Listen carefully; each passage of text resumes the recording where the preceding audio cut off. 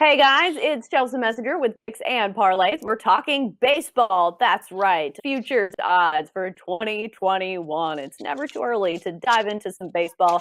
And actually, it's not that far away with pitchers and catchers reporting to spring training. We've got Sean Higgs to break down some of these odds, some of these long shots, and some of the favorites when it comes to baseball in the World Series. Sean, who do you have your eye on when it comes to baseball this season? Yeah, I picked up some sheets down in Atlantic City. We got some DraftKings. I got Will Hill had some props up, and again, a lot of places are coming up online. So wherever you are, you could find these numbers. Most of them are pretty close to each other. You might find half game differences and maybe odds of $50 off here and there, but all in all, these numbers are pretty much roundabout numbers for you. So we're starting the AL here, and I know everybody's AL East, and everybody's gonna be high on. Oh, it's the Yankees. No, listen, I'm a Yankee fan. How these guys are 200 to win a division.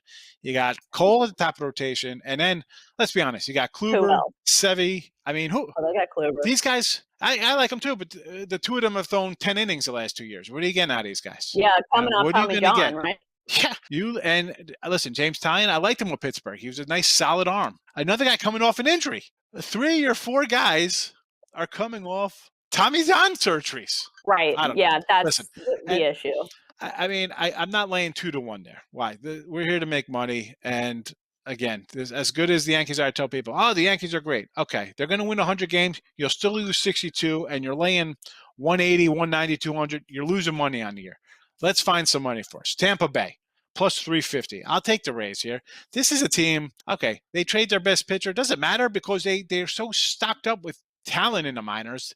Now they got some offense coming up. The pitching's always been solid. I'll grab 350 there. I know everyone's high on the Blue Jays. I get it. I like the Blue Jays last year.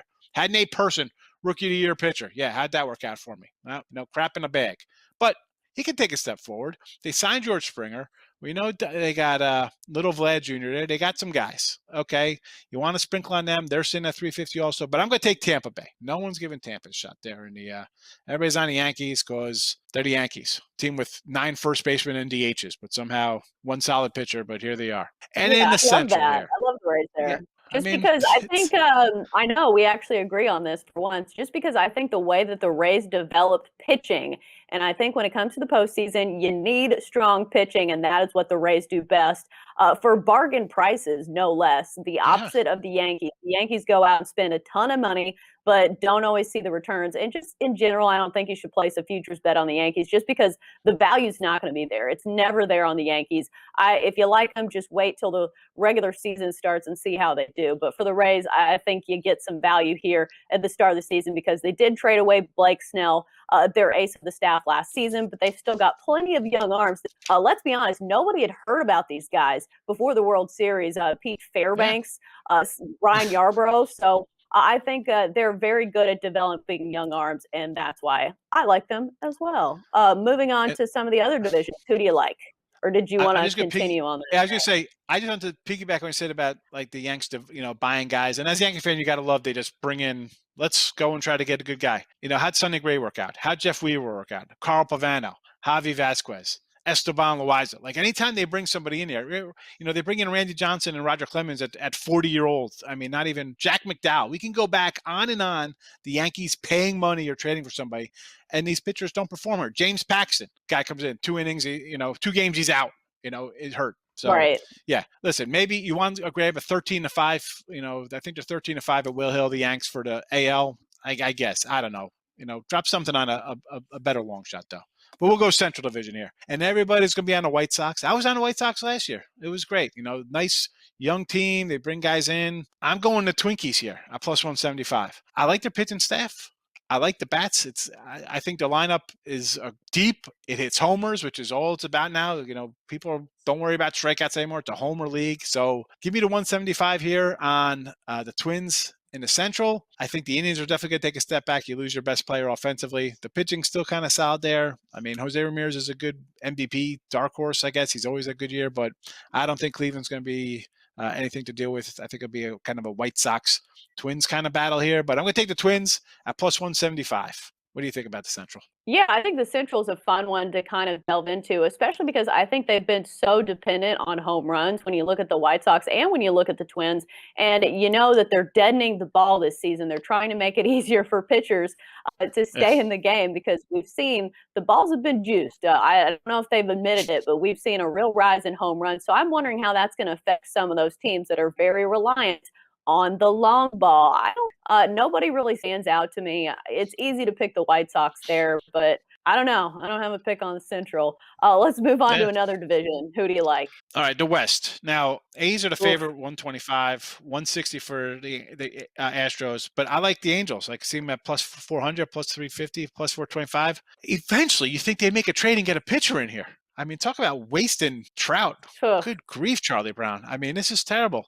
So this is more of a flyer thinking they'll pick somebody up. You got pitchers still left out here for free agency. You got a lot of middle of the road kind of arms that out here, you come in, you can get something done. You know, you come in on a 1-year flyer. I think we'll see a lot of guys sign. COVID, I think this year's going to be pretty interesting because teams, I think, my buddy sent me an article on the Tigers going to a 6-man rotation. I think that's going to be the norm here because you don't know what kind of preseason you're getting out of these in spring ball. If, one guy goes down, you got to stretch out arms. How many innings these guys are going to get? How's it going to work? This is a full season this year. It's not an abbreviated season. Right. I think the Angels. I'm hoping the Angels pick up some of these middle tier, mid guy rotation guys, plug them in. I think the offense is all right. This is a decent team. They need to get healthy. They always seem to have pitching. Everybody's hurt on their staff. Like Ohtani, how's that guy been? It was going back to like Garrett Richards, supposed to be a stud for them, and he gets hurt. Like they can't keep anybody healthy out there. But I'm going to take a flyer plus 400 here because the Astros, you saw a lot of aggression in some of their hitters, and maybe it was banging the garbage can or whatever the case may be. They didn't look all that good. I mean, a couple of bright spots in the playoffs, but all in all, that offense definitely took a step back. I mean, Greinke's the ace. The guy's 50. I mean, how old is he? 37, 38, and he throws 83 miles an hour. Dead ball or not, I think Major League hitters are going to catch up to that eventually. Yeah, I don't know about the Angels just because, like you said, it's really hard to trust their rotation. Yeah. I'm not sure who's on their training staff, but it just seems like their starting pitchers cannot stay healthy. And for a full 162 game season, I just don't see it. They've got the position players, obviously Mike Trout, but one player, and if Ohtani can stay healthy, that's another issue too. I think the Astros and the A's are probably the team to beat for me. The Astros, what I saw from their young pitchers in the postseason was really impressive. A lot of the guys that were not the big names, Framber Valdez, a lot of guys that the Astros scouted, high spin rate guys. That's something the Astros really like to scout when they scout those young guys. A lot of strikeouts from that staff, but I think George Springer is a big loss for the Astros, especially in the postseason. It seems like he does all of his damage when it comes to September and October. So I think that's going to be sorely missed there in Houston. And then we've got to talk about the National League a little bit. So I know the one I want to talk about is the Dodgers and the Padres out west, but what are some teams you're looking at? The NL East, I mean, the Mets, everybody's loving this Met team. I see like 95 wins for them. What am I missing on this team? Okay, you got Lindor, you got DeGrom. And after that, you kind of fill in the rotation. They're good guys. I'm not saying they're bad, but this East is a tough. I mean, the Braves, I had a Brave future last year for a World Series. That's a good team. They're getting Soraka back. I mean, the offense, you got the MVP. I mean, as good as Acuna is, he's not even the best guy on his own team. Ozuna's back over there in the outfield. This is a pretty talented team.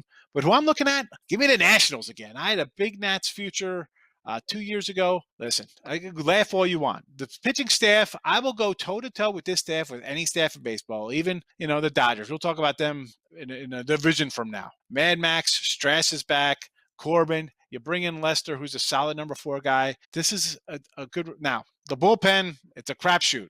But I like the offense. I mean, Josh Bell, Schreiber, they got Kyle Schreiber from the Cubs. Maybe reclamation projects, guys who got to prove it. Schwarber, whatever his name is, Kyle, the guy's supposed to be a big homer stud.